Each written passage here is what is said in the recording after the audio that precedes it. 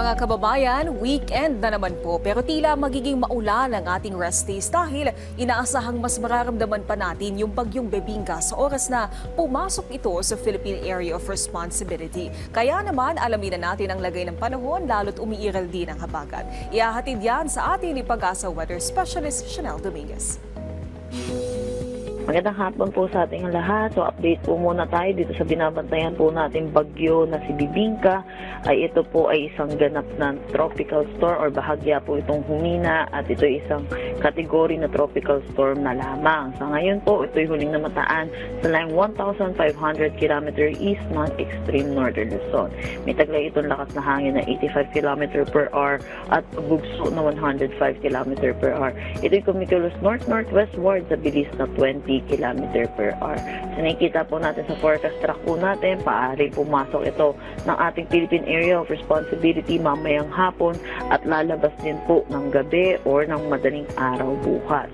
Samantala, asahan po natin dahil po dito sa bagyong si Bebingka, natatawagin na rin natin Ferdy, ay asahan po natin na i-enhance po nito ang ating southwest monsoon. Kaninang 11 a.m. may nilabas po tayong weather advisory at nakalaad po doon kung ano po yung mga possible na lugar ng uulanin sa mga susunod na 3 araw. Samantala, asahan po natin dahil po sa southwest monsoon, nakakaranas po ang malaking bahagi po ng ating bansa ngayon ng pag-ulan, lalo na po asahan natin dito sa Mimaropa, Western Visayas at Negros Occidental ang tuloy-tuloy na bugso po ng pag-ulan dulot pa rin na itong southwest monsoon. Dito sa Metro Manila, asahan din natin magiging makulimlim ang ating panahon na may mga kalat-kalat din na pag-ulan at mataas na tsansa ng mga pag-ulan sa hapon at sa gabi dulot ng mga localized thunderstorms.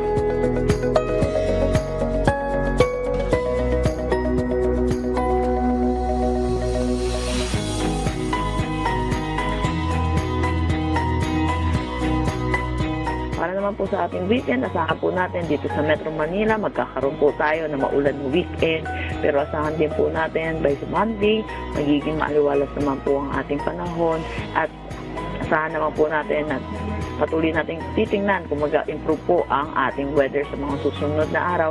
Dahil sa mga nakikita po natin, sa potential threat po natin, possible po, meron po tayong susunod na bagyo po sa susunod na linggo. Para naman po sa update po sa ating mga dam, narito po ang detalye.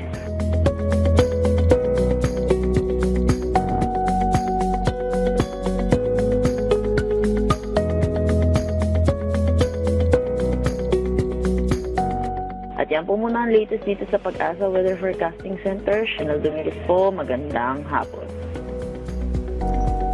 Maraming salamat Pag-asa Weather Specialist Chanel Dominguez at paalala muli sa ating mga kababayan para maging ligtas sa lahat ng pagkakataon mula sa epekto ng pabago-bagong panahon o galing tumutok dito lang sa PTV Info Weather.